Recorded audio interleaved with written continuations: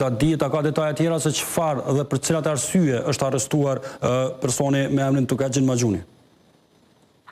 Për momentin nuk ka kur gjatë të re, përveç se që është në Beograd Tughaxhin Maxhuni, ai është i lindur në vitin 1979.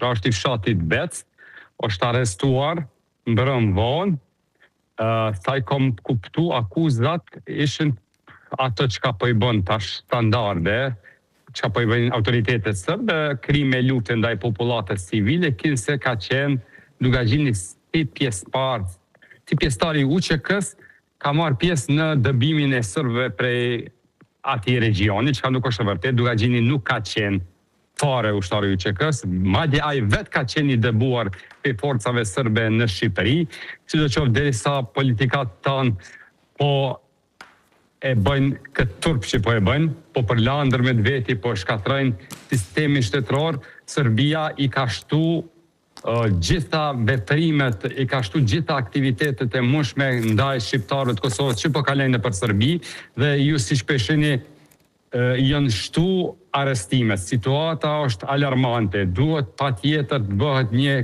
koordinim mes gjitha strukturave shtetërore dhe duhet të bëhet një plan se si të veprohet, për shkak se ju e pati ju tash Tughaxhin Maxhuni u arrestu sot. Para disa ditëve zoti Mustafa është arrestu. Janë shtu jashtëzakonisht shumë. Unë me gjitha forcat e mia po tentoj me ndihmuar momentalisht në pushim dhe prej mëngjesit jam të marr me rastin e Tughaxhinit, me arrestimin e tij.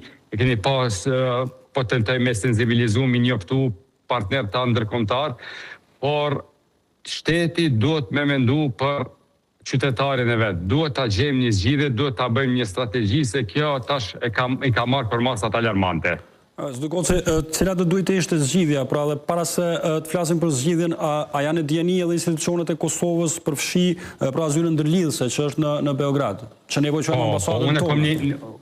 Unë kam një bashkëpunim të jashtëzakonshëm edhe me Ministrinë e Punëve të Jashtme, edhe me zyrën tonë në Beograd, posaçërisht me ambasadorin Jetish Jashari, i cili me kapacitetet e veta po e bën të pamundurën.